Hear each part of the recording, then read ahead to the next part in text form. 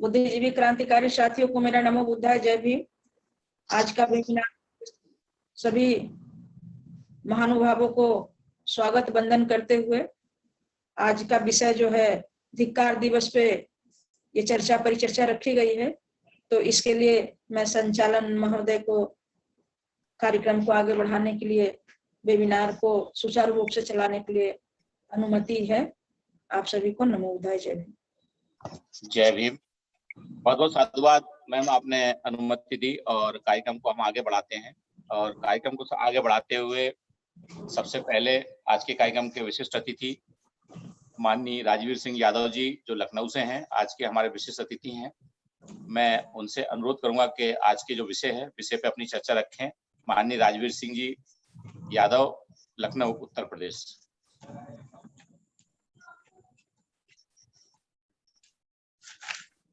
यादव साहब, अगर आप जुड़े हैं तो अपने माइक को अनम्यूट करें और अपनी बात को रखें।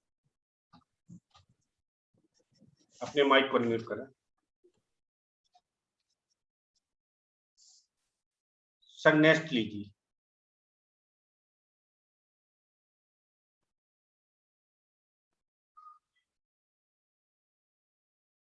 यादव जी को आगे लेंगे, संचालक जी आगे बढ़ाइए। आपकी आवाज नहीं आ रही। माननीय साहब अपनी बात रखें। अनम्यूट हो गए क्या सर? जुड़े नहीं है। नहीं जुड़े हैं तो ठीक है, जैसे ही वे आते हैं तो आप बताइएगा। और मैं आगे इसी क्रम को आगे बढ़ाते हुए जो आज के एक और हमारे विशिष्ट अतिथि हैं, माननीय सारंग अंगोरे जी, अध्यापक हैं महाराष्ट्र से, मैं उनसे अनुरोध करूंगा कि वे अपनी बात रखें। आज का विषय जो है उसको ध्यान में रखते हुए अपनी बात रखें। माननीय अंगोरे जी।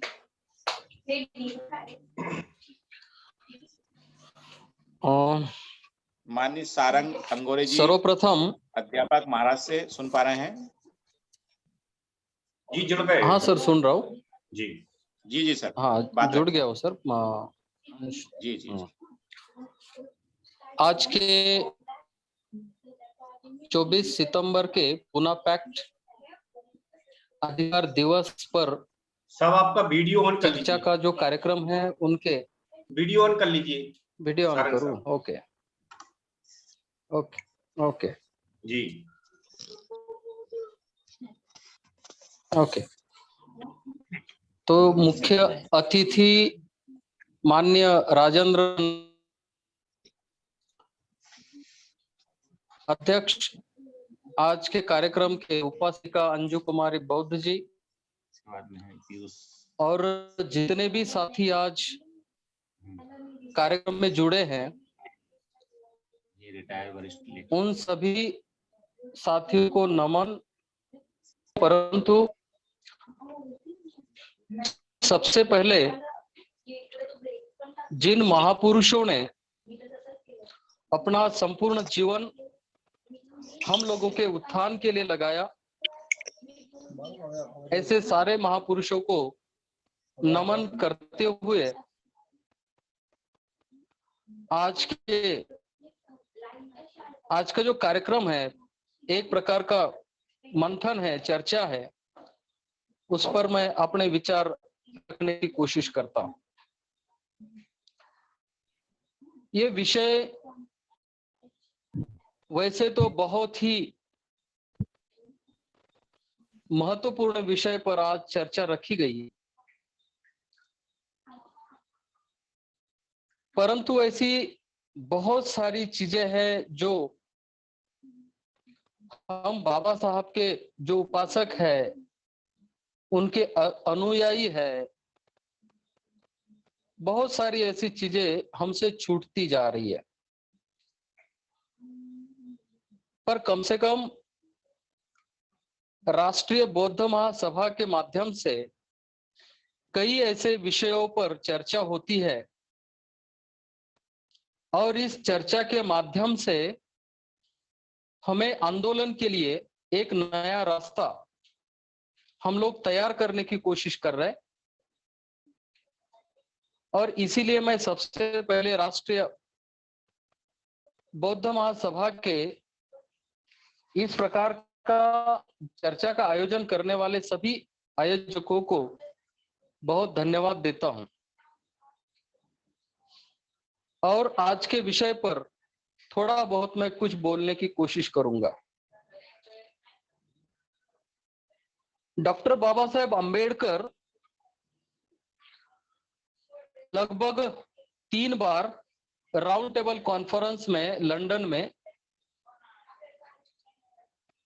अपने लोगों के अधिकार के लिए, हक की लड़ाई लड़ने के लिए वो गए थे। और भारत में जो डिप्रेस क्लास है, जो वंचित क्लास है, जो दबा कुचला क्लास है, उनके हकों की बात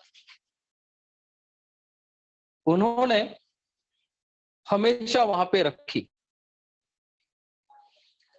और उन्होंने पक्ष रखते समय उन्होंने ऐसा कोई सिर्फ वर्णन नहीं किया, परंतु उन्होंने ऐसे कई सारे एविडेंस दे दिए और उन्होंने कहा कि भारत देश में 3 प्रकार के लोग हैं। सबसे पहले जो है अपर कास्ट वाले जो लोग हैं, अपर क्लासेस वाले जो लोग हैं, वो लोगों की एक जमात है। वो जमात हमेशा जो डिप्रेस क्लास है, जो वंचित क्लास के जो लोग हैं, उनका शोषण करते हैं और ऐसी व्यवस्था बना के रखी है कि आने वाली कई पीढ़ियों तक का शोषण ही होता रहेगा। इस प्रकार का सिस्टम इन लोगों ने बना के रखा हुआ है। और तीसरा जो क्लास है वो मुस्लिम वर्ग है। ये तीनों भी क्लास अलग अलग वर्ग में रहकर भी एक ही भारत में रहकर ही अलग है। और सबसे ज्यादा पीड़ित जो है, जो दलित समाज है, उस समय में डॉक्टर बाबा Saheb Ambedkar round table conference में हमेशा अनटचेबल्स कहते थे। और इन अनटचेबल्स लोगों को समाज में किसी भी प्रकार का हक और अधिकार नहीं है।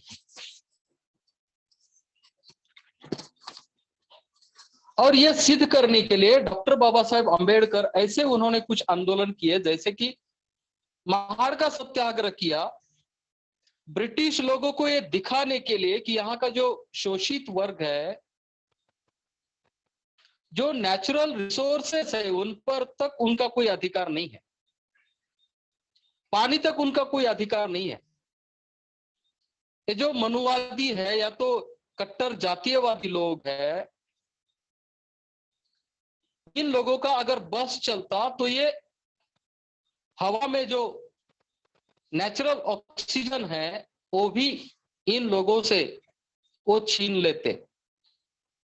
और ऐसी बात करते समय उन्होंने अपने लोगों के हक की बात करते हुए उन्होंने ब्रिटिश गवर्नमेंट में, उस समय में British prime minister Ramsay McDonald थे, उन्होंने ये बात बता दी कि जब तक हम इस लोगों का संरक्षण नहीं करते, अपर कास्ट क्लास के लोगों से, तब तक इन लोगों का किसी भी प्रकार का भला नहीं होने वाला। और उसके लिए उन्होंने अलग अलग प्रकार का रिजर्वेशन चाहा। उसमें ड्यूअल वोट की बात बाबा साहब ने उनको कहा। उन्होंने कहा कि सेपरेट इलेक्टोरेट चाहिए। बिना सेपरेट इलेक्टोरेट के भारतीय समाज का जो दबा कुचला हिस्सा है वो कभी सुधर नहीं सकता। और इसीलिए उन लोगों को, जो वंचित लोग हैं, उन लोगों को अपने प्रतिनिधि अपने ही वोटों से चुनकर जाने का अधिकार उनको देना चाहिए। मतलब ये अपना प्रतिनिधि खुद ही चुनेंगे और सिर्फ अपने वोटों के बलबूते पर ही चुनेंगे। यानी कि एक ही कॉन्स्टिट्यूएंसी में 2 रिप्रेजेंटेटिव चुनकर जा सकते हैं और उसके लिए हमें सेपरेट, अपने लोगों के लिए सेपरेट चाहिए। उन्होंने इसके लिए दलील दी कि यहाँ का जो अनटचेबल्स है, इंडियन अनटचेबल्स है, ही इज नॉट हिंदू, वो हिंदू समाज का बिल्कुल पार्ट नहीं है, वो हिंदू नहीं है।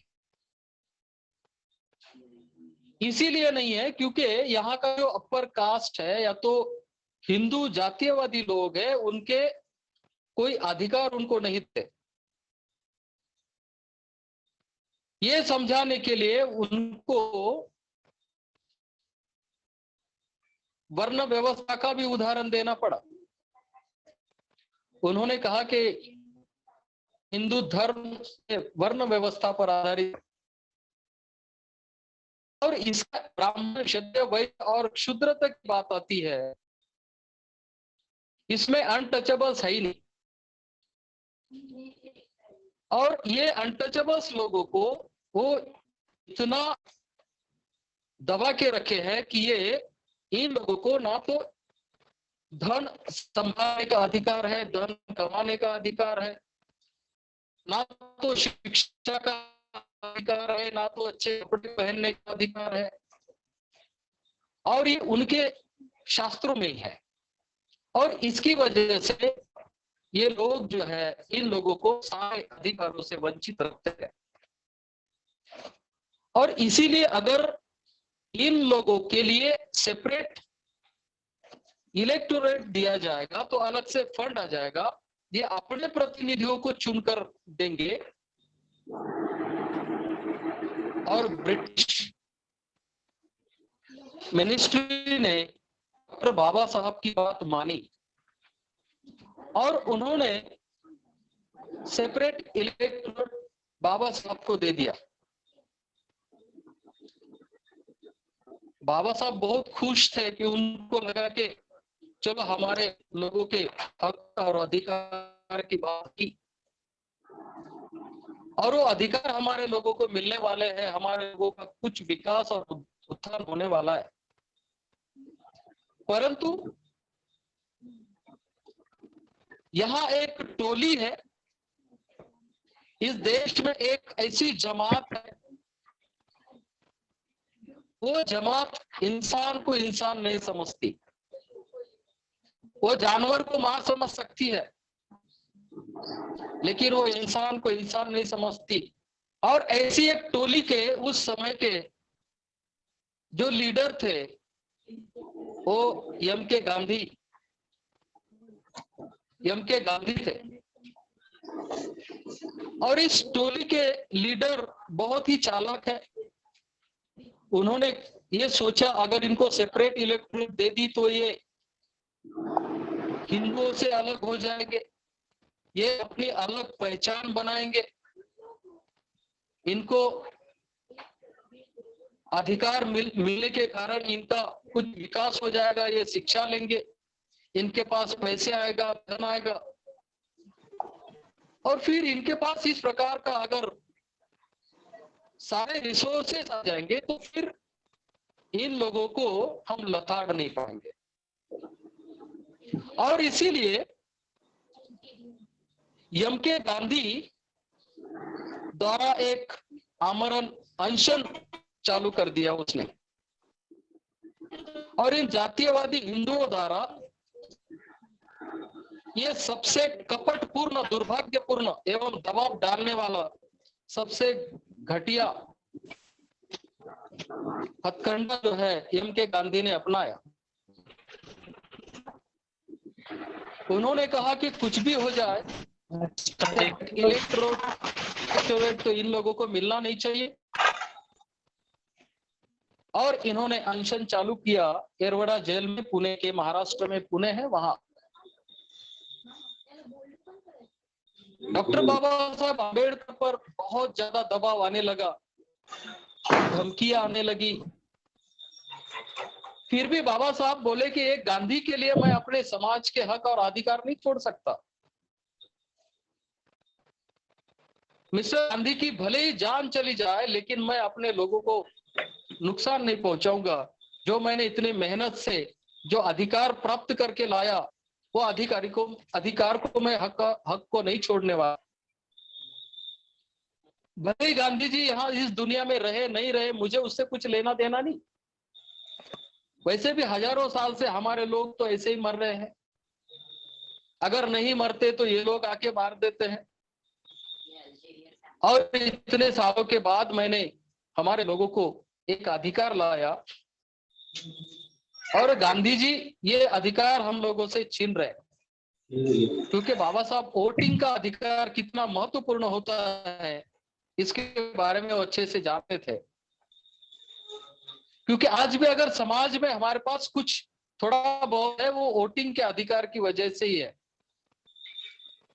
और गांधी जी बिल्कुल नहीं चाहते थे, और इसीलिए गांधी जी ने कि सेपरेट इलेक्टोरेट देने से उन्होंने मना कर दिया।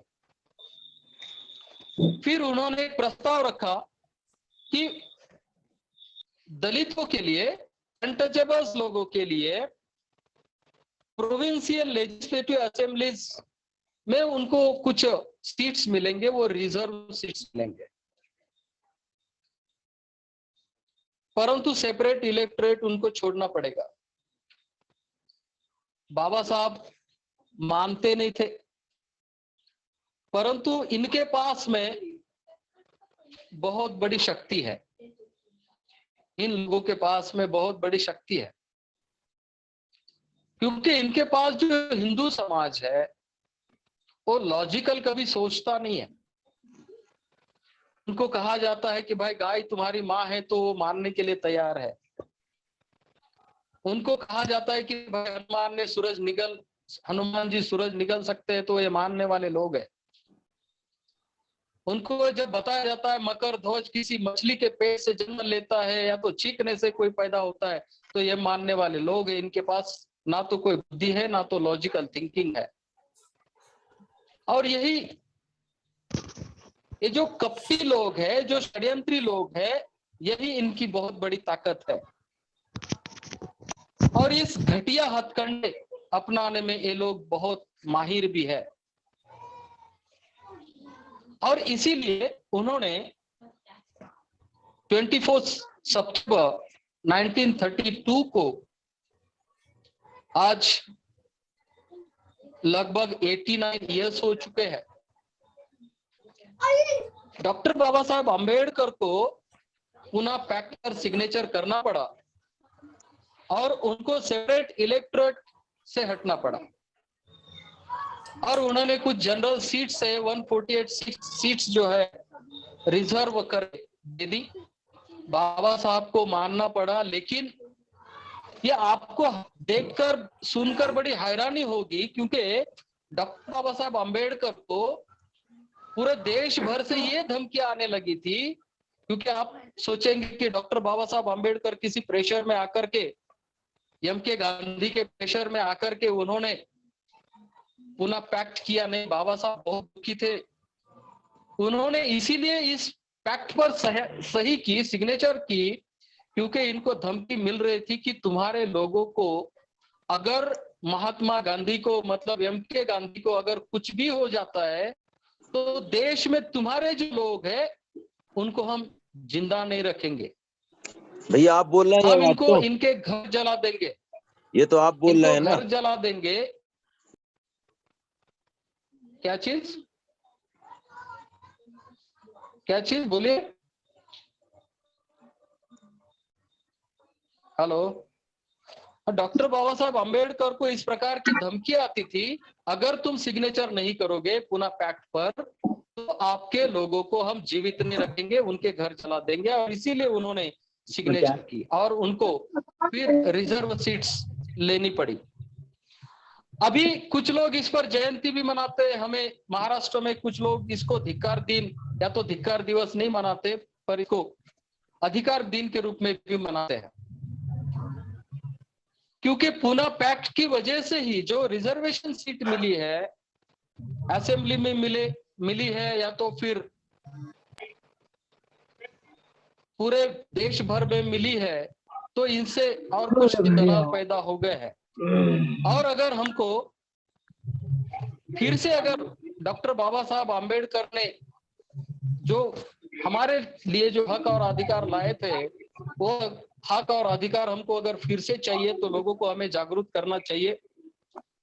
जैसे राष्ट्रीय बौद्ध महासभा के माध्यम से लोगों को जागरूक करने का एक कार्यक्रम चलाया जाता है, इसी प्रकार से अगर हम लोगों को जागरूक कर दे तो हम लोग जो हजारों साल से इन लोगों के जो शिकार बने हुए हैं, तो हम शिकार नहीं रहेंगे, हमें भी कुछ लाभ हो सकता है। हमें एक साथ आना पड़ेगा, हमें अधिकार के लिए लड़ना पड़ेगा। मुझे लगता है कि मैं कुछ ज्यादा समय नहीं लेना चाहता, इसीलिए क्योंकि बहुत सारे वक्ता है और शुरुआत में ही मेरा नाम देने की वजह से मैंने कुछ बातें बता दी। इसमें हम पुना पैक्ट के शिकार हुए लोग हैं और हमें इसका धिक्कार ही करना है, निषेध करना है। मैं दो चीजों का यहाँ पर आज धिक्कार करना चाहता हूँ और अपनी जो दो शब्द है वो मैं खत्म करना चाहता हूँ। सबसे पहले जो पुना पैक्ट हुआ है उस पुना पैक्ट का मैं धिक्कार करता हूँ और महात्मा गांधी और उनके विचार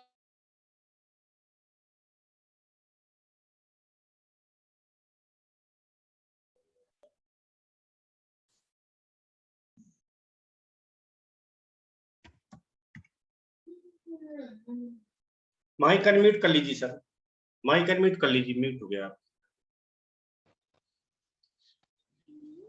हेलो जी सुन रहे? जी। और मैं दो लोगों का यहाँ पे धिक्कार करना चाहता हूँ। सबसे पहले तो महात्मा मतलब एम.के. गांधी का और उनके जो साथी है मदन मोहन मालवीय होंगे या तो बहुत सारे लोग उनके ग्रुप में जो थे जिन्होंने षड्यंत्र रचा, उन सारे लोगों का जो जातीयवादी मानसिकता के लोग हैं, हमारे हक और अधिकार को जिन्होंने छीना, ऐसे सारे लोगों का मैं धिक्कार करता हूं, निषेध करता हूं। और ये फिर से हमें एक आंदोलन खड़ा करना चाहिए। यहाँ पे कहा है कि जिन लोगों को अधिकार से वंचित रखा गया, ये लोग अगर लड़ना नहीं चाहते हैं तो ये अपना मुड़ी जो है नीचे करके इन लोगों के सामने हाथ जोड़कर खड़े रहे, या तो फिर लड़ने के लिए खड़े हो जाए, हमारे लोगों को जागरूक करने के लिए खड़े हो जाए। और आज के दिवस पर लगभग हम सभी लोगों को ये बात तय करनी चाहिए कि हमारे जो हक और अधिकार है ये हमें जन्म से मिलते हैं, किसी के कृपा से नहीं मिलते हैं। और जब कोई हमें अधिकार हम अगर मांगने जाते तो नहीं मिलेंगे, इसलिए हमें हमारे लोगों को जागरूक करके शक्ति बढ़ा करके हमें आगे आना चाहिए और इस प्रकार से आंदोलन से हम हमारे अधिकारों को हमें वापस लेना चाहिए। मुझे आज की जो आयोजक है उन्होंने मुझे बोलने का मौका दिया, उन सबका मैं बहुत बहुत धन्यवाद देता हूं। आप सभी का धन्यवाद देता हूं, आपने मुझे सुना। बहुत सारी बातें ऐसी होंगी कि कुछ रह गई होंगी क्योंकि बहुत सारे वक्ता यहाँ पे हैं, वो बात बोलेंगे। शुरुआती दौर में मैंने शुरू किया था। आप सभी का मैं धन्यवाद देता हूं। जय भीम, नमो बुद्धाय। माननीय सारंग अंगोरे जी ने अपनी बात रखी और बहुत ही सारगर्भित और विषय पर बात रखी। आपका बहुत बहुत साधुवाद। आपने समय का भी ध्यान रखा समय में आपने लगभग सभी बातें समाहित की जो पूना पैक्ट से संबंधित है। तो इसके पश्चात माननीय राजवीर सिंह यादव जी अगर जुड़ गए हैं तो वे अपना माइक अनम्यूट करें और अपनी बात रखें। माननीय राजवीर सिंह यादव, लखनऊ, उत्तर प्रदेश। यादव साहब नहीं जुड़े हैं, जब तक हमारे उनसे ऊपर जो हैं आदरणीय उनका आप आमंत्रण करें वो जुड़े। इसके पश्चात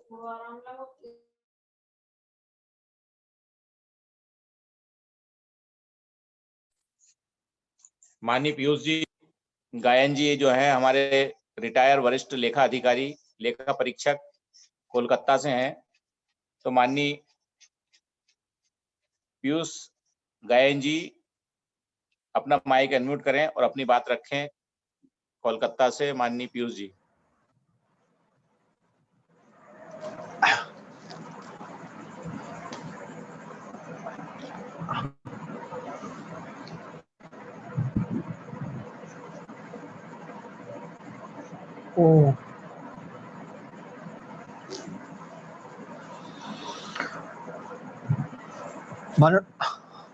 मैं बंगाल से पीयूष कांति गायन फ्रॉम कोलकाता। मैं अध्यक्ष जी अंजू बौद्ध और राष्ट्रीय बौद्ध महासभा सभी को मैं धन्यवाद देता हूँ मुझे बोलने के एक मौका देने के लिए आज का दिन में।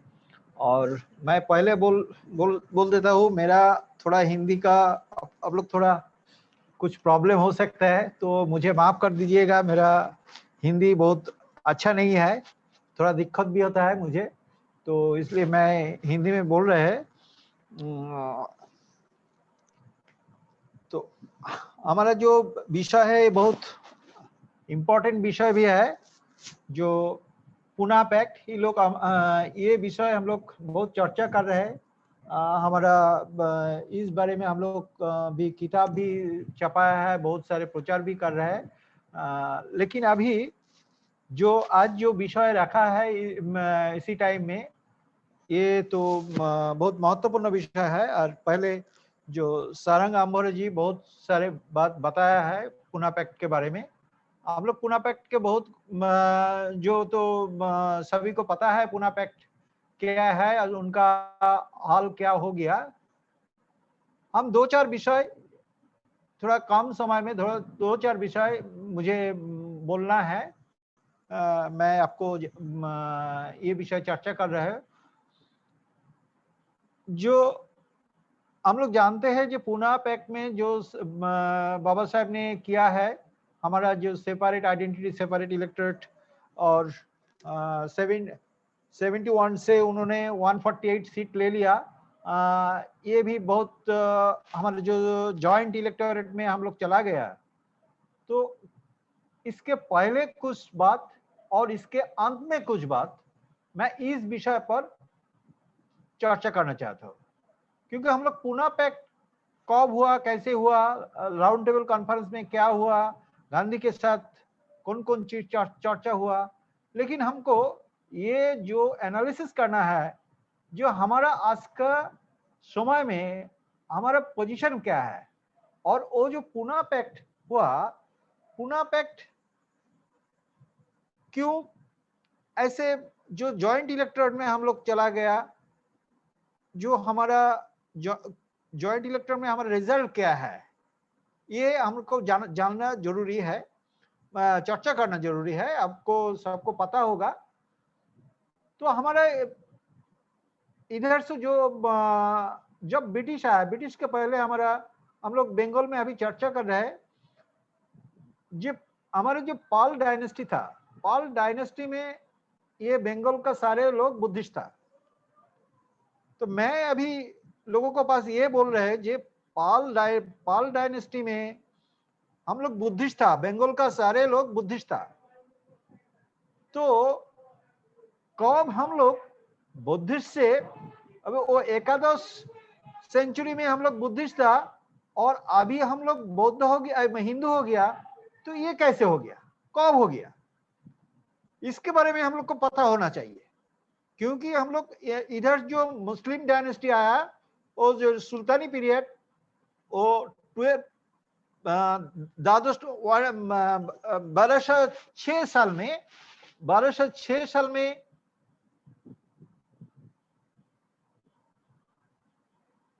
क्या हो गया,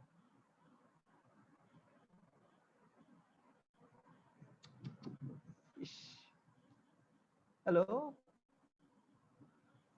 1206 साल में हमारा जो सुल्तानी पीरियड शुरू हो गया। तो इसी टाइम से हमारा हिंदू होने का टाइम शुरू हो गया। हम लोग इधर से सेन डायनेस्टी का हम बात बता रहे हैं, जो सेन जो डायनेस्टी था उसी टाइम हमारा हिंदू हो गया, लेकिन ऐसा नहीं है। उसी टाइम ब्राह्मण धर्म था। उसके बाद हम लोग जब मुस्लिम पीरियड शुरू हुआ उसी टाइम से हम लोग को हिंदू होने का शुरुआत हुआ है। तो ये चर्चा क्यों होता है, क्योंकि जब जो मनु संहिता लागू हो गया इसके बाद, और मनु संहिता में वो ब्राह्मण का कोई पनिशमेंट नहीं होता। तो हम लोग पहले देखा बंगाल में पहले एक ब्राह्मण का पनिशमेंट हुआ, वो है नंद कुमार जी, महाराज नंद कुमार, उनका एक ब्राह्मण था, उनका पनिशमेंट हुआ। तो महाराज नंद कुमार को पनिशमेंट हुआ क्यों? ये पहले टाइम जो एक ब्राह्मण का, क्योंकि मुस्लिम पीरियड में कोई ब्राह्मण का कोई पनिशमेंट नहीं हुआ, लेकिन ब्रिटिश पीरियड में पहले टाइम एक ब्राह्मण का पनिशमेंट हुआ। और जब ब्राह्मण का पनिशमेंट हुआ वो देखा जी ये जो ब्रिटिश राजा ये लोगों को एडुकेशन दे रहा है, क्योंकि ये एडुकेशन होता है, ये देखिए कलकत्ता में, मद्रास में, मुंबई में यूनिवर्सिटी और जो एडुकेशन और जो साउथल एरिया में वो लोग मिशनरी शुरू कर दिया, उधर से लोगों को एडुकेशन मिल रहा है। जो एडुकेशन हमसे छीना है, सो एडुकेशन देने के टाइम जो हम लोग को नॉलेज आने लगा, तो ये उनको जो 700 इयर्स जो मुस्लिम डायनेस्टी था उसी टाइम कोई फ्रीडम फाइट नहीं हुआ, लेकिन वो ब्रिटिश पीरियड में फ्रीडम फाइटिंग वो लोग शुरू कर दिया। इसी टाइम जब हम लोग देख रहे हैं जे हमारा जो लोगों को जो अनटचेबल बना दिया हम लोगों को, जब हमारा एडुकेशन मिल रहा है, तो इसी टाइम उन लोगों को फ्रीडम फाइटिंग का कार्यक्रम शुरू कर दिया। और बाद में जब हम लोग देखा ये जॉइंट इलेक्टोरेट में जब गांधी और अंबेडकर को बीच में जो साइन हुआ, वो जॉइंट इलेक्टोरेट में चला गया, क्योंकि हमारा आइडेंटिटी नहीं है, हमारा कोई आइडेंटिटी नहीं था, हम लोग को हिंदू बना दिया गया। तो गांधी को जो डायलॉग था, कमेंट्स था, जो प्रचार है क्या, जो सभी हिंदू को जुड़ने के लिए हम लोग एक साथ रहने लगे, और इसलिए वो अनटचेबल को सेपरेट इलेक्टोरेट नहीं देना चाहिए, उनको जॉइंट इलेक्टोरेट में रहना चाहिए। तो जॉइंट इलेक्टोरेट में हम लोग चला है, उनका हिस्ट्री हम नहीं जा रहे हैं, लेकिन हमारा जो दुष्परिणाम पुनः पैक के इस बारे में हम लोग थोड़ा हम 2-4 बात कहेंगे जी। हमारा जब हम जॉइंट इलेक्टोरेट में हम लोग हिंदू फोल्ड में आ गया, एवं बाबा साहेब जो सेपरेट इलेक्टोरेट को और डुअल वोटिंग राइट जो हमारे लिए मिला था वो छीन लिया गया।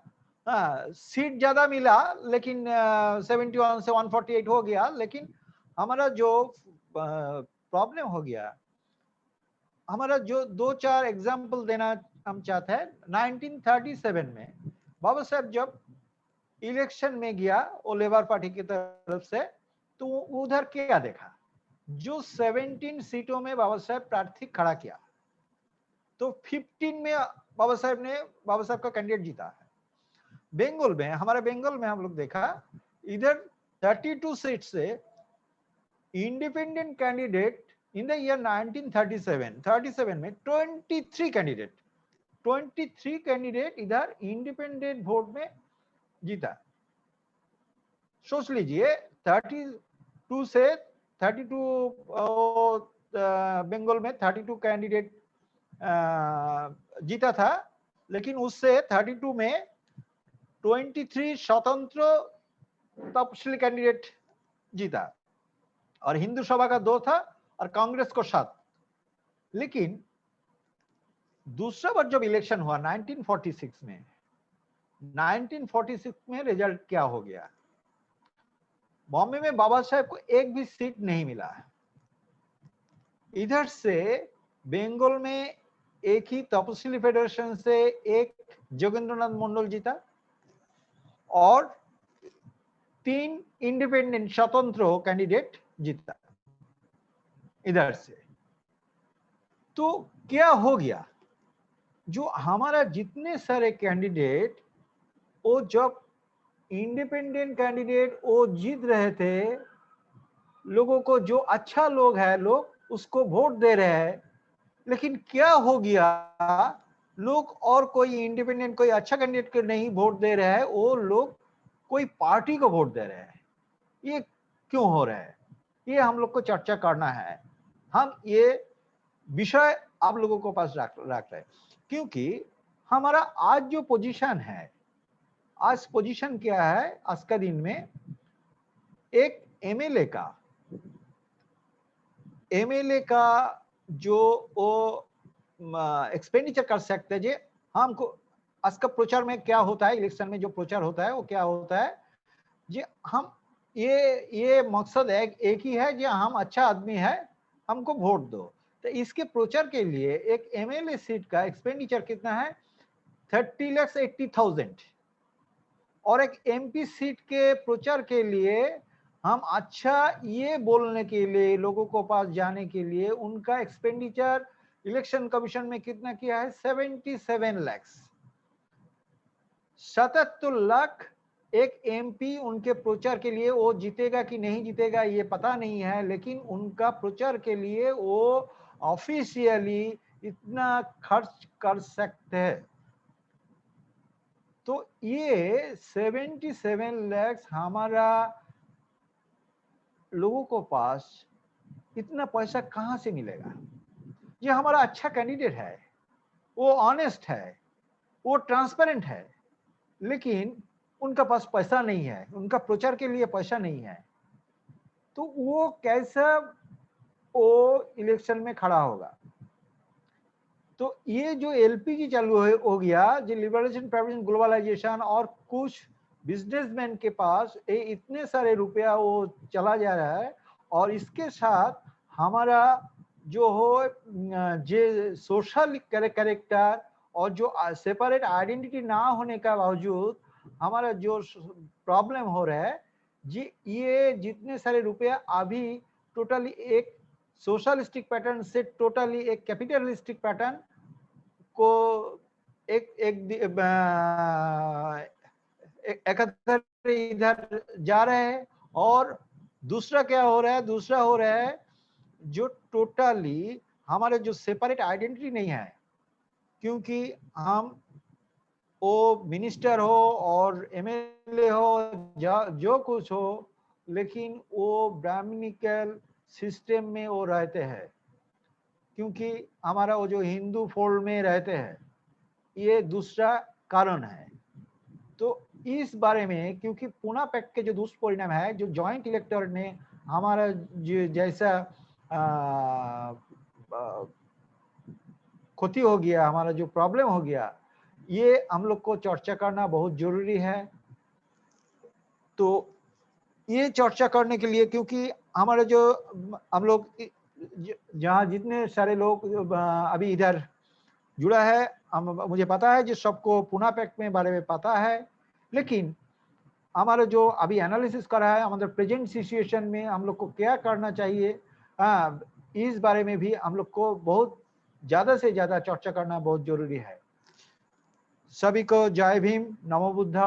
मुझे बोलने के लिए मौका देने के लिए राष्ट्रीय बौद्ध महासभा और अध्यक्ष जी और माननीय सभी साथी को, मूल्यवासी बहुजन साथी को मैं नमन करता हूँ। धन्यवाद। साधु साधु साधु।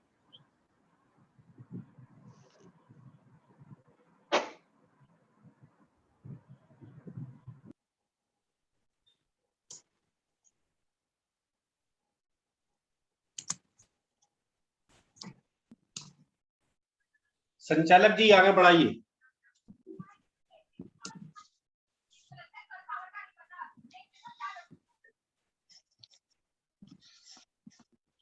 आगे बढ़ाइए माननीय संचालक जी। पीयूष सर, आपने बहुत, हाँ जी सर, आवाज आ रही है सर? जी आ रही है। नेटवर्क प्रॉब्लम कर रहा है सर? हाँ माननीय पीयूष सर ने बड़ी अच्छी बातें रखी, और वो कह रहे थे कि हिंदी की प्रॉब्लम है, लेकिन हिंदी में भी उन्होंने अच्छी बातें रखी जो सभी को समझ में आई हैं। अब इसके पश्चात अभी क्या राजवीर सिंह यादव, राजीव यादव जी जुड़े हैं क्या? नहीं जुड़े हैं? मुख्य अतिथि जी को लीजिए। जी जी जी, मैंने इसलिए पूछ लिया कहीं बाद में फिर लास्ट में ना कहें कि हम जुड़े हैं, तो इसलिए मैंने पूछ लूं एक नहीं बार। जुड़े, मैंने देख लिया। जी जी सर, जी सर। तो इसके पश्चात आज के जो कार्यक्रम है उसके मुख्य अतिथि माननीय राजेंद्र रंजन जी, गायकवाड़ केंद्रीय जेल अधीक्षक छत्तीसगढ़ से हैं, और माननीय मुख्य अतिथि जी पहले भी हमारे इस कार्यक्रम में रहे हैं और बड़ी अच्छी सार्वजनिक बात रखी थी। उस समय उनको समय कम मिला था, तो माननीय अध्यक्ष आज के कार्यक्रम के मुख्य अतिथि हैं माननीय गायकवाड़ साहब, वे अपनी बात रखें। माइक अपना अनम्यूट करें और बात रखें माननीय गायकवाड़ साहब। जी, सभी को नमोबुद्धाय और जय भीम के साथ साथ धन्यवाद ज्ञापित करूंगा आयोजकों का और राष्ट्रीय बौद्ध महासभा के इतने अच्छे संचालन और नियमित रूप से लोगों को जागरूक करने की जो कोशिश है वो एक दिन रंग लाएगी, और धीरे धीरे रंग तो ला ही रही है। अभी हमने जो पूर्व वक्ता जी को सुना, उन्होंने बहुत तफसील से अपनी बात विस्तार से रखी। मैं उसको रिपीट ना करके संक्षिप्त में, येरावदा जेल में 24 सितंबर और 1927 को जो माहौल बना, और 1932 जो माहौल बना, उस समय मदन मोहन मालवीय, राजेंद्र प्रसाद और जयकर साहब जब जेल पहुंचे और गांधी जी का प्रस्ताव वहां पर दिया कि आप अपनी जो मांग है पृथक निर्वाचन की, अनुसूचित जाति वर्ग की, उसको आप अस्वीकार कर दीजिए, तो ये बात उन्होंने अगस्त में कही थी कि मैं सितंबर के महीने से पर भूख हड़ताल कर दूंगा। इसी बीच ये तालमेल बैठा कि उनको मनाया जाए। अंतोगत्वा क्यों मनाया, कैसे मनाया, हम सब जानते हैं, यहाँ से बात शुरू हो जाती है। लेकिन उससे पहले मैं थोड़ी सी भूमिका प्रथम विश्व युद्ध की बताना चाहता हूँ। तो 1914 में जब प्रथम विश्व युद्ध हुआ तो पूरे संसार के जो देश थे वो आजाद हो रहे थे, भारत में भी माहौल बना हुआ था। 1885 में कांग्रेस बन गई थी, नरम दल गरम दल, जो भी जितनी राजनीतिक हलचल होने वाली थी वो अपने स्पीड से चलती जा रही थी। तो प्रथम विश्व युद्ध के बाद और स्पीड बढ़ गई, और जब साइमन कमीशन आया तो अभी तक हम लोग यह पढ़ रहे थे कि साइमन कमीशन वापस जाओ, उसका विरोध क्यों किया गया हम लोगों को आज तक समझ में नहीं आया था। लेकिन जब पूना पैक्ट हम पढ़ते हैं तो हमको समझ में आता है कि उसमें चूंकि हम लोगों के लिए प्रतिनिधित्व पृथक रूप से दिया जा रहा था, इसलिए ब्राह्मणवादी जो मनुवादी लोग हैं उन्होंने उसका विरोध किया। ठीक है, अंतोगत्वाविधि के सामने सब विस्तार से बता दिया कि कितना फायदा हुआ, कितना फायदा नहीं हुआ, और 1942 में अंतोगत्वा यहाँ तक पहुंचे बाबा साहब ने कहा कि ये धिक्कार का दिन था कि हमने उसको स्वीकार किया और अपने जो क्षेत्र थे, हमारा जो प्रतिनिधित्व था, उसको मौका नहीं दिया। अब बात करते हैं 1935 के भारत छोड़ो अधिनियम की, फिर बात आ जाती है द्वितीय विश्व युद्ध की, फिर बात आ जाती है भारतीय स्वतंत्रता, और स्वतंत्रता के बाद हमारा भारत संविधान। ये क्रम देखिए आप। तो इस क्रम में अगर हम देखेंगे तो हम राजनीतिक तौर पे आजाद हो गए। बाबा साहब का जो ड्रीम था भारत में समता मूलक समाज का, वो धीरे धीरे सफलता की ओर बढ़ रहा है। 60 का दशक हम देखें तो हमारे जो भी जनप्रतिनिधि थे, मैं वहां से बात शुरू करूंगा। पूर्व वक्ता ने कहा कि इससे आगे हमको जानना चाहिए, पीछी बातों को कितने बार दोहराएंगे। तो 60 के दशक में जो भी लोग आए, माननीय जगजीवन राम जी आए या अन्य लोग आए, उन्होंने क्या किया, कैसे किया, ये रिपीट करने की बात नहीं है। लेकिन सीधे 20 साल हम फिर और आगे निकलते 80 का जैसे दशक है, माननीय कांसी राम साहब, एक नई अलग हमारे हिंदुस्तान में जागी राजनीतिक आजादी की, जो हमारे वर्ग के लोगों के लिए 1932 में लिखा गया था, वो 1982 में और 82 के बाद जो कहा जाए, और जो सिलसिला चालू हुआ मानवर कांसीराम जी के आने के बाद, जिसमें हमारे अध्यक्ष महोदय, संयोजक महोदय, सभी लोग साथ साथ मिलकर काम किए हैं और सफलता के जितने भी झंडे हैं वो गाड़ चुके हैं उत्तर प्रदेश में, हम सब साक्षी हैं उस बात के। अब बात आ जाती है कि ये जो सिलसिला है जनप्रतिनिधित्व का, वो मिलने को तो मिल गया, लेकिन हमारे जो जनप्रतिनिधि हैं वो कितने सक्षम हैं जो बाबा साहब के उस सपने को आज पूरा कर सके। आपके पास शिक्षा है, आपके पास नौकरी है, आपके साथ सारी सुख सुविधाएं हैं, लेकिन उन सुख सुविधाओं के उपभोग के बाद बैक टू सोसाइटी हम क्या दे रहे हैं? अब हम क्रम से अगर देखा जाए तो 4 स्तंभ है डेमोक्रेसी के, तो सबसे पहले हम विधायिका में ही जाते हैं।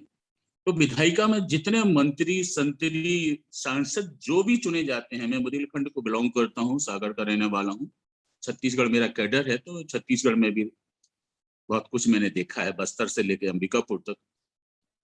तो मैं ये पाता हूं कि मुझे आज तक 1-2 जनप्रतिनिधि छोड़ देते हैं, ऐसा SC ST का कोई जनप्रतिनिधि नहीं मिला जो मुझे प्रभावित कर सके। मैं अपनी आत्म प्रशंसा नहीं कर रहा हूँ, वो जेलर और जेल अधीक्षक में ही अंतर नहीं समझते। मैं बस पद की बात नहीं कर रहा हूँ, भारत के कानून को, भारत के संविधान को समझने की तो बहुत दूर की बात है। एक जनप्रतिनिधि से मेरी बात हुई, बुंदेलखंड के थे, तो पहली बार बड़ा पद पाए थे। मैं उनको बोला कि आप भारत का संविधान पढ़े, ये बात है 1992 की, मैं दिल्ली गया हुआ था। वो मुझको क्या बोले कि नहीं साहब, ये काम तो कलेक्टर का है, वो मुझे पढ़ के बताता है, और SP लॉ एंड ऑर्डर देखता है, वो मुझे रोज रिपोर्ट करता है कि आपकी कंस्टिट्यूंसी में क्या हुआ क्या नहीं हुआ, मुझे संविधान पढ़ने की क्या जरूरत है।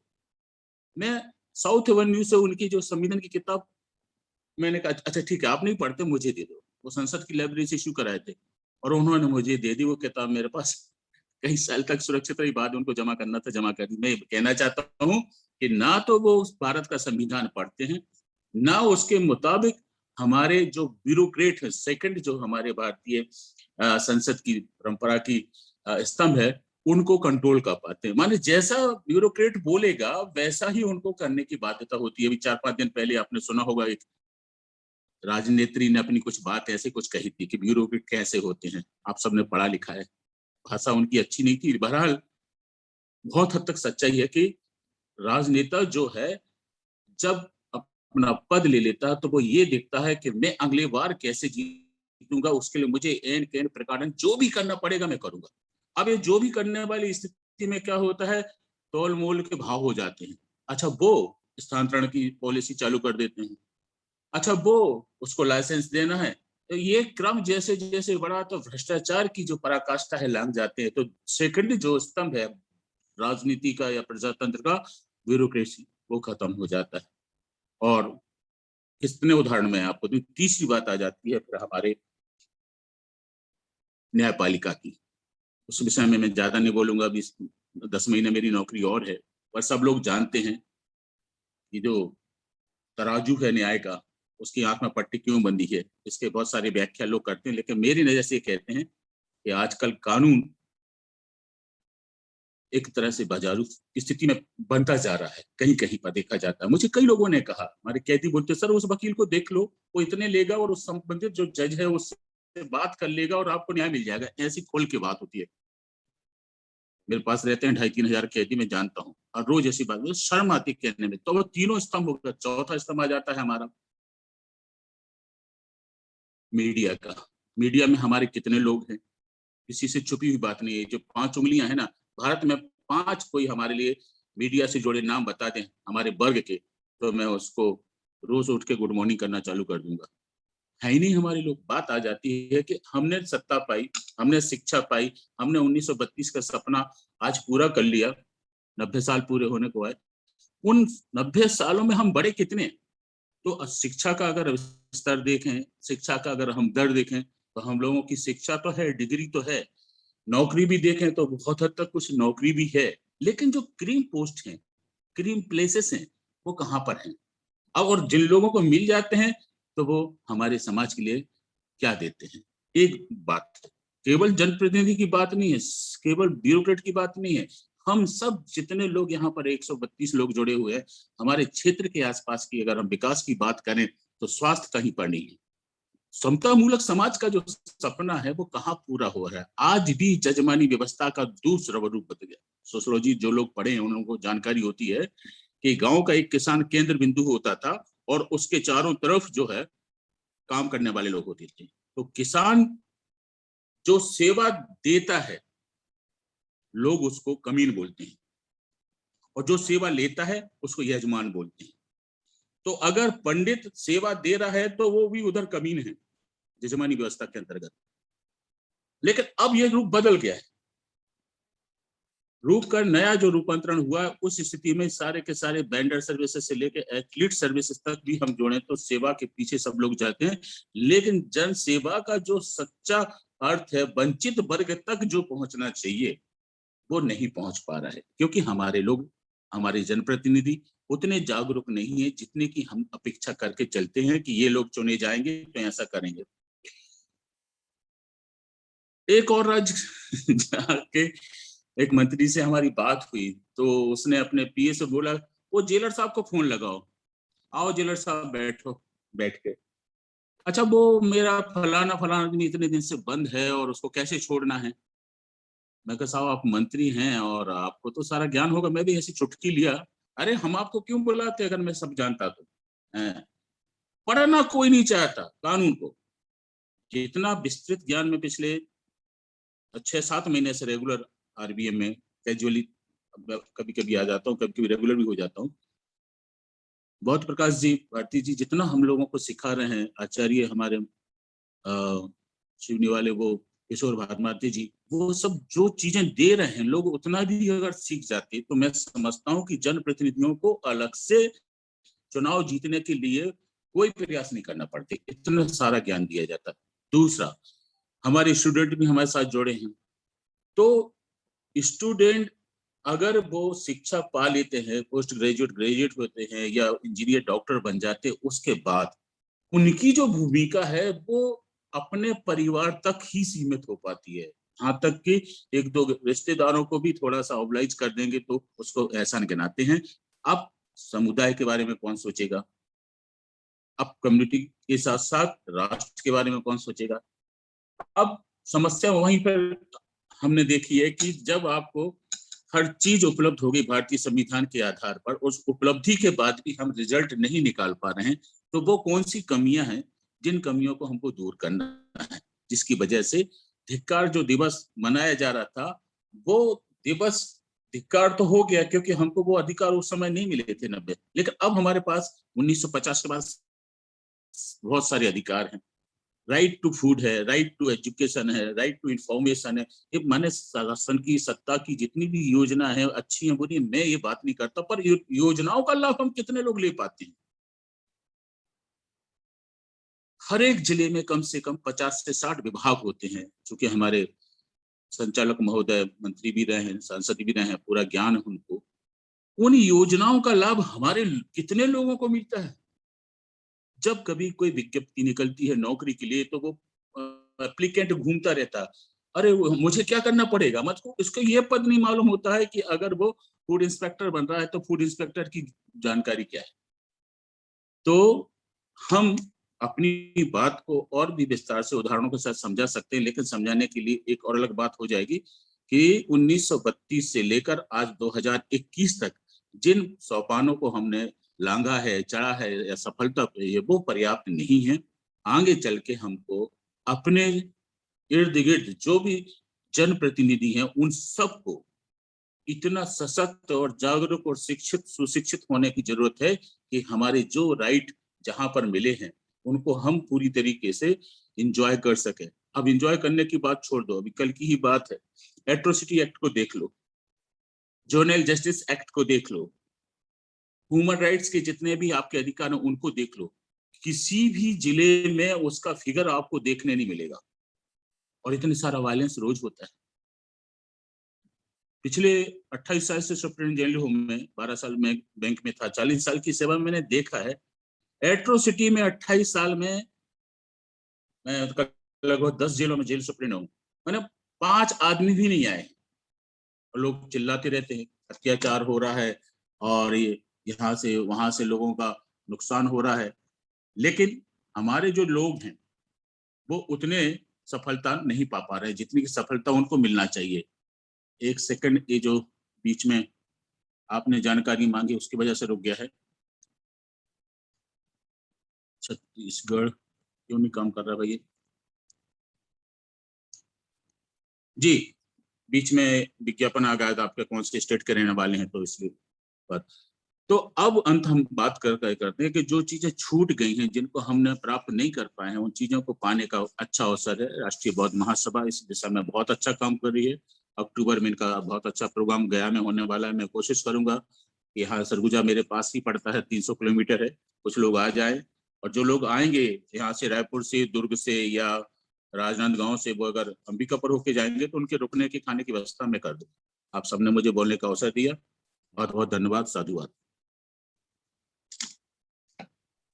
बहुत बहुत साधुवाद माननीय गायकवाड़ साहब, आपने विषय पर और बहुत अच्छी बातें रखी, सभी अतिथियों ने अच्छी रखी, आपने भी उसको आगे बढ़ाते हुए अपनी बात को रखा है। आपसे यही अनुरोध है कि राष्ट्रीय बौद्ध महासभा और इस मिशन को आप इसी तरह अपना मार्गदर्शन देते रहें और इसी तरह आप सहयोग प्रदान करते रहें। जी धन्यवाद। माननीय आज की जो कार्यक्रम है उसकी अध्यक्षता कर रही उपासिका अंजू कुमारी बौद्ध जी, जो राष्ट्रीय बौद्ध महासभा की महिला विंग की राष्ट्रीय अध्यक्ष हैं। मैं उनसे अनुरोध करूंगा कि वे भी आकर अपनी बात रखें और आज अपना अध्यक्षीय उद्बोधन रखें। माननीय अंजू कुमारी बौद्ध जी।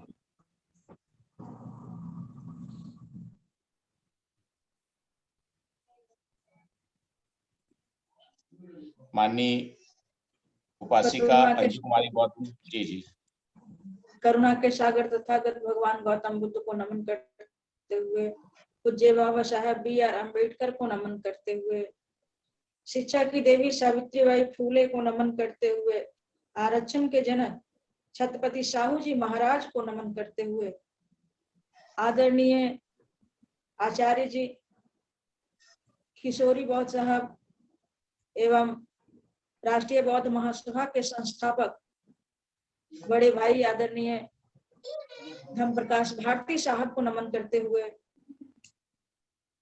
आज के वेबिनार में उपस्थित मुख्य अतिथि राजेंद्र रंजन गायकवाड़ जी, केंद्रीय जेल अधीक्षक छत्तीसगढ़, पीयूष कांति गायन जी, लेखा परीक्षा अधिकारी पश्चिम बंगाल, सारंग अंगभोरे जी महाराष्ट्र, राजवीर सिंह यादव लखनऊ, माननीय संघ प्रिय कमलेश बौद्ध जी राष्ट्रीय बौद्ध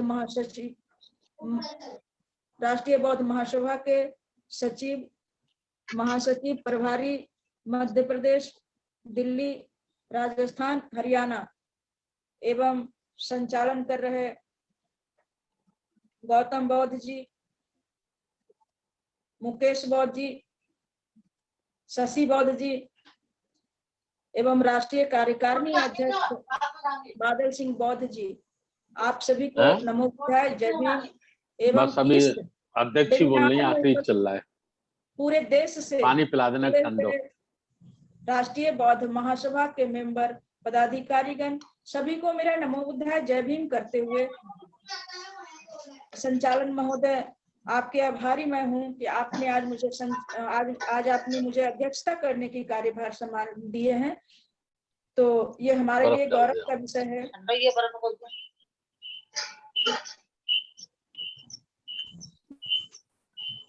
आज हम दलितों के लिए जो विषय रखा गया है कि 24 सितंबर धिक्कार दिवस, तो इस धिक्कार दिवस हम आज क्यों मना रहे हैं? इस धिक्कार दिवस क्योंकि हमारे वक्ता ने बहुत कुछ बातें कह दी हैं धिक्कार दिवस पे। आज 24 सितंबर है, धिक्कार दिवस हम लोग के लिए बहुत ही, जो कहेंगे कि काला दिवस के रूप में अगर कहें तो ये कम नहीं है। उस समय की अगर हम बात करें कि बाबा साहेब ने जो हमें सेपरेट इलेक्टोरेट अभी हमारे पूर्व वक्ता ने ये कहा, ये हम लोग को मार्गदर्शन दिए कि प्रथम विश्व युद्ध का समय उस समय चल रहा था, और उस समय तो ये धिक्कार दिवस, उसमें पूना पैक्ट, आज पूना पैक्ट का धिक्कार दिवस आज ही का दिन हुआ था कि गांधी, हम महात्मा नहीं कहेंगे, गांधी और बाबा साहेब के बीच जो समझौता हुआ था, तो समझौता क्यों हुआ था? समझौता, गांधी ने आमरण अनशन किया था। तो गांधी आमरण अनशन क्यों किए थे उस समय, और तर्क वितर्क जो हुआ उस पे हम थोड़ी सी चर्चा करेंगे। उस समय जो दलितों की स्थिति थी, आज के स्थिति में, जैसा कि हमारे पूर्व वक्ता ने कहा कि जनप्रतिनिधियों का क्या स्थिति है आज के डेट में, तो जनप्रतिनिधि भी उसी पूना पैक्ट के प्रोडक्ट हैं, जिसकी वजह से वो मांगने की स्थिति में है, वो गिड़गिड़ाने की स्थिति में है। अपना कोई दल नहीं है, अपना कोई स्वतंत्र जिसको कहेंगे कि ये हमारा है, वो नहीं है। वो किसी न किसी पार्टी में, किसी न किसी दल में जाकर के वो मांगने की स्थिति में है।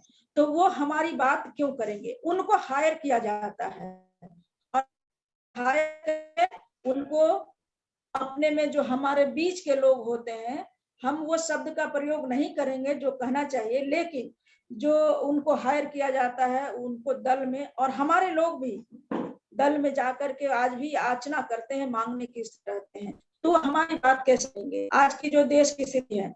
तो पूना पैक्ट जब हो रहा था उस समय की अगर बात करें तो वो पूना पैक्ट सेपरेट पृथक निर्वाचन जो मांग रखी गई थी नहीं करते बोलबे को दलितों के, मुझे लग रहा है मेरी तरफ से, आज जो अनाउंसमेंट नहीं करते बोलबे को, दलितों के तरफ से बाबा साहब एक उभरता हुआ नेता, और उन्होंने अपनी मांग जो रखी, और उस समय तर्क ये दिया गया था कि दलित हिंदू का अंग है और इनको अलग नहीं किया जा सकता है। तो बाबा साहब ने उसको साबित किया कि दलित जो है हिंदू का अंग नहीं है, और बाबा साहब ने ये कहा कि ये हमारी पहली लड़ाई है, अगर इसमें हम पिछड़ जाएंगे तो आने वाले समय में हम पिछड़ते, और ये मांग को पूरा नहीं कर रहा है, पूरा नहीं। तो जब हम हिंदू होंगे तो उसका कहने का मतलब कि जब गांधी ने कहा कि हम दलित जो है हिंदू का अंग है, बाबा साहब ने बहुत ही चालाकी से इस बात को रखा, साबित किए कि नहीं, ये जो अस्तित्व है, ये जो दलित है वो हिंदू नहीं है, और हिंदू नहीं होने के लिए उन्होंने साबित किया। तो साबित क्या किया? एक काला राम मंदिर और एक महार तालाब की जो बातें हैं, क्योंकि उस समय, अब साइमन कमीशन की अगर बात करें तो साइमन कमीशन ये जांच करने के लिए आया था कि क्या उस समय की जो परिस्थितियां थी दलितों का अलग है या उसके साथ है, लेकिन बाबा साहब जोर शोर से लगे थे कि नहीं, ये हिंदू नहीं है। और उसमें भी हिंदू होने की दम क्यों भरने लगा? 1870 तक की अगर जनगणना की जो बात हो रही थी, तो उस समय जनगणना में राजा महाराजा, राजा रजवाड़े, सामंत लोग उस समय, और मुस्लिम, कुछ मुस्लिम लोग जो उसमें ये था, वो सब वोटिंग करते थे, उससे चुनाव होता था। तो उनको ऐसा क्यों लगा कि ये सब हिंदू हैं? उसके पहले तो हिंदू नहीं थे, ऐसा कभी उन्होंने सोचा भी नहीं। तो इसका जवाब है कि जब मुस्लिम प्रतिनिधि जो है अंग्रेज को 22 मांग रखा, और उन्होंने कहा कि आज हिंदुस्तान में हमारा जो जनसंख्या है 6 करोड़ 20 लाख है, और इस पूरे भारतवर्ष का हमारा 5वां हिस्सा है, चौथा या 5वां हिस्सा है। तो मुझे मतलब मुझे सत्ता में हमारी प्रतिनिधि, नौकरी में हमारी प्रतिनिधि होनी चाहिए। तो ये उन्होंने साबित किया। तो उस समय जो कांग्रेस कमेटी थी, तो उसको ऐसा लगा कि ये जो मुस्लिम है ये जनसंख्या अपने आप को बढ़ा रहा है, तो वो अपने जनसंख्या को बढ़ाने के लिए 1910 की जो जनगणना थी उसके पहले चुनाव आयोग का जो था, वो जनसंख्या काउंट करने के लिए जितने दलित समुदाय थे, जिसमें ये कहा गया है कि जिनको गिनती नहीं की जाती, आम जन को, आम जन कहें तो जैसे हम थे उस समय की बात अगर कर, तो हिंदू जो 100% हिंदू है और जो अध्यात्मवादी एवं आदिवासी अछूत, ये सब की गिनती की गई। तो ये सब की गिनती जब हुई तो गिनती मुस्लिमों से ज्यादा हुआ, और जब ये गिनती हुई तो ये जो तो उसमें भी उन्होंने साबित किया कि उसका आधार बना गया। उस समय चुनाव आयोग जो था उस समय आधार बना गया कि किन परिस्थितियों में किस आधार पे हिंदू है और हिंदू से अलग व्यक्ति को काउंट किया जाएगा। हिंदू से अलग जो है, तो हिंदू से अलग जो है, जो अछूत है, जो अध्यात्मवादी आदिवासी है, उनको काउंट किया गया। तो बाबा साहब साबित किए कि 10 पैरामीटर है, जिससे ये साबित होता है कि आज का जो दलित, आज का जो उस समय का अगर हम कहें तो अस्पृश्य समाज जो था वो हिंदू नहीं है, और हिंदू नहीं है तब इस सत्ता में और इस देश की संसाधन पे हमारा अधिकार है, हमारा हक है। तो उसको साबित करने के लिए उन्होंने ये दिखाया कि 10 वो पैरामीटर है जिससे कि वो साबित होता है कि ये हिंदू नहीं है। तो चुनाव आयोग ने ऐसा उस समय किया था। तो उसमें बाबा साहब जो 2-3 पॉइंट था उसको उन्होंने निकाला और उससे उन्होंने बताया। तो 2 जो उदाहरण है कि महार तालाब की जो बात होती है, कालाराम मंदिर की बात होती है, तो उस समय आज भी उस समय क्या कहें, आज का भी दलित जो है वो हिंदू के होड़ में लगे हुए हैं कि हम हिंदू हैं। लेकिन उस समय की जो बातें थी, तो उन्होंने जब साइमन कमीशन यहाँ जांच के लिए आया उस समय बाबा साहब ने 2 एविडेंस तैयार किए।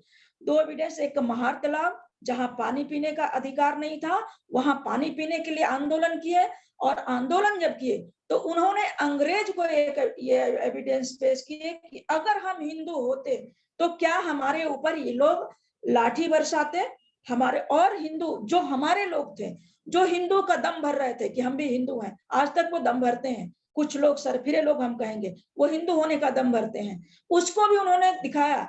दो मतलब एविडेंस ये दिए कि अगर हम लोग हिंदू होते तो क्या हमारे ऊपर पत्थर बरसाते।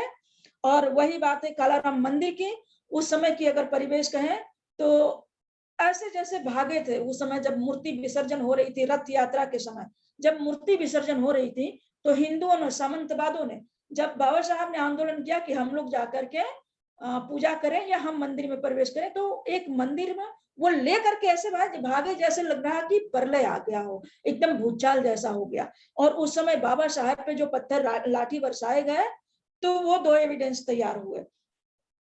तो आज तक जो है, और बाबा साहब ने अंग्रेजों के सामने जब गोल मेज कॉन्फ्रेंस हो रहा था, उस समय बाबा साहब बहुत ही मजबूती से अपने तर्क को रखे और उन्होंने कहा, उदाहरण दे करके उन्होंने कहा कि महाशय, आप अगर सत्ता परिवर्तन कर रहे हैं, सत्ता हस्तांतरित कर रहे हैं, तो किसी ऐसे गिरोह में ना दे दें या किसी ऐसे मुट्ठी में न चली जाए ताकि जो स्थिति बनी है वो सदा के लिए बनी रह जाए, स्वतंत्र रूप से। ऐसा बाबा साहब ने उस समय कहे। बाबा साहब का जो था कि न तो जैसे आज के डेट में अगर हम कहें तो आरएसएस का मुट्ठी में या तो फिर मुस्लिमों का गिरोह में, ऐसा उन्होंने बाबा साहब कभी नहीं कल्पना किया। और उन्होंने कहा, उन्होंने उदाहरण देके कहा कि वो चीनी दर्जी के समान, चीनी दर्जी की तरह आप ऐसा ना करें कि जो कोट सिलने के लिए दिया गया है वो उसी तरह से जो फटा हुआ कोट है वहां पेवंद लगा करके जो दिया गया है उसी तरह से आप सिल के दे दें। आप देते हैं तो सबकी भागीदारी हो, और उसमें जब वहां तर्क वितर्क होता है, और उस समय चूंकि बहुत सारी कमेटी बनी थी, वहां 9वां कमेटी जो था वो सांप्रदायिक कमेटी थी और वो बहुत महत्वपूर्ण कमेटी थी। तो गांधी जो चालाकी कर रहे थे, जो मांग को मुस्लिम कौम के रखे थे, 22 मांग थी, वो मांग अंग्रेज भी नहीं माने थे। लेकिन जब वहां बात हो रही थी गोलमेज कॉन्फ्रेंस में, तो वहां गांधी ने बहुत ही घटिया किस्म का व्यवहार वहां किए और मुस्लिमों को कहे, उनको कहे कि नहीं, आप हम मुस्लिम को देंगे अधिकार, हम ये सिख को देंगे लेकिन अस्पृश्य को नहीं देंगे। और उसने ये तर्क रखा कि नहीं, ये जो आज का जो दलित समुदाय है, जो अछूत है, वो हिंदू का अंग है। तो बाबा साहब उसको साबित किए कि वो जो कहता है कि हिंदू का अंग है, तो उसको उदाहरण देकर के बाबा साहब ने समझाया कि अंग का मतलब क्या होता है। जैसे एक चप्पल हम लोग पहनते हैं, तो चप्पल हमारी है लेकिन हमारा अंग नहीं है। तो बाबा साहब उसको बहुत ही चालाकी से, बहुत ही स्पष्टता से उसको अलग किए। और जब उस समय के जो वाइसराय थे, उन्होंने कहा कि जो अधिकार हमने दलितों का दे दिया है, उसको न तो उसको पंचांग, न तो हम उसको रद्द करेंगे और न वापस करेंगे। गांधी आमरण अनशन तो वो किए थे, लेकिन वो मरना नहीं चाहते थे। और उस समय की जो घटनाएं थी कि हर हाल में अब गांधी का प्राण बचाया जाए। तो इस तरह का बहुत सारी घटनाएं हैं जिसपे कि अभी बहुत सारे हमारे पूर्व वक्ता ने बहुत ही विस्तार से बताए हैं। और अगर हम बात करें आज की व्यवस्था की, चूंकि वो तो बीत गई बातें, लेकिन वहां से इतिहास से हमें अब प्रेरणा लेना पड़ता है और लेना चाहिए। और व्यवस्था की जहां तक बात करते हैं आज, तो आज जो उसी के हिसाब से अगर हम कहीं से भी खोजते हैं, किसी भी रास्ते से जाते हैं, तो हम वहीं पहुंचते हैं कि हिंदू धर्म के अनुसार हमारे ऊपर अत्याचार, अन्याय, शोषण होता है और हम हिंदू नहीं हैं। ये भी साबित हो चुका है। आज हमारे लोग मानने को तैयार नहीं है। और हम बहुत बहुत धन्यवाद करते हैं और राष्ट्रीय बौद्ध महासभा को कि जिसका हम सभी मेंबर हैं। और इतनी विषम परिस्थितियों में भी जो हमें कहीं जाना पड़ता था, वो एक जगह घर में बैठ कर ही हम पूरे देश से जुड़ते हैं, पूरे देश विचार विमर्श होता है। और अगर व्यवस्था की बात करें और सिस्टम की बात करें, तो आज की जो सिस्टम है, हमारे लिए वो सिस्टम नहीं है। वो सिस्टम वो खुद के लिए तैयार किया हुआ, हम उसके सिस्टम में हैं, ना कि वो सिस्टम हमारे। आज हमें लगता है, हमारे सभी लोगों को लगता है कि वो सिस्टम हमारे ऊपर लागू क्यों नहीं होता है, ये दोहरी सिस्टम क्यों चल रही है। आज भी आप देखते हैं तो हर दिन, हर एक मिनट पे कहीं ना कहीं पूरे देश में हत्याएं, बलात्कार हो रही है हमारे समाज के। जब कहीं हत्याएं होती है, चाहे जब कहीं बहू बेटियों पे बलात्कार होता, तो सबसे पहला सवाल पुलिस पूछता है, प्रशासन पूछता है कि किस बिरादरी का है। तो जिस बिरादरी का होता है, मुआवजा देके या कैसे भी उसको दबा दिया जाता है। और अगर वही अपर कास्ट के साथ होता है तो 2 दिन में फैसला होता है। तो ये दोहरी नीति जो चल रही है, ये सिस्टम का अंग हम नहीं है। सिस्टम वो अपने लिए बनाए हुए, वो अपने सिस्टम को फॉलो कर रहा है। और आज भी हमें लगता है कि हम लोग भेड़ बकरी की तरह हाँके जा रहे हैं। और आज हम न्याय की बात करते हैं कि न्याय हमें मिलेगा। न्याय हमें कहाँ से मिलेगा, कैसे मिलेगा? सिस्टम उसके हाथों में है, वो अपने न्याय के सिस्टम की बात करता है, वो अपने न्याय के लिए सिस्टम बनाए हुए हैं। और अगर हम बात करें योजनाओं की, आज के डेट में ये जितनी सरकारी योजनाएं हैं, अगर वो करे तो हमारे सब जो गरीब तबका है या SC ST है, OBC है, इनको लाभ मिले, लेकिन वो इसे ईमानदारी से नहीं लागू करेंगे। इसीलिए तो वो निजीकरण कर रहे हैं। और सिस्टम की बात करें तो सिस्टम भी लगभग है कि उनकी सिस्टम है, उनके सिस्टम में आप चाहे सत्ता में आ जाए, 5 साल 10 साल आप मंत्री विधायक बन जाए, लेकिन आप उनके सिस्टम का अंग है, आपके लिए वो सिस्टम नहीं है। मेरा कहने का मतलब यही है। हम ज्यादा ना बोलते हुए, चूंकि बहुत अभी हमारे अध्यक्ष जी हैं, और जब मैं अध्यक्ष जी को देखती हूँ तो मुझे लगता है कि जो हम अब कुछ बोल करके हम अपने टाइमों को बर्बाद करेंगे, उससे अच्छा है कि हमारे अध्यक्ष जी बैठे हैं, हम उनसे मार्गदर्शन लेंगे। इन्हीं सब बातों के साथ पुनः आप लोगों को नमो बुद्धाय जय भीम करते हुए मैं अपनी बात को समाप्त करती हूँ। नमो बुद्धाय जय भीम।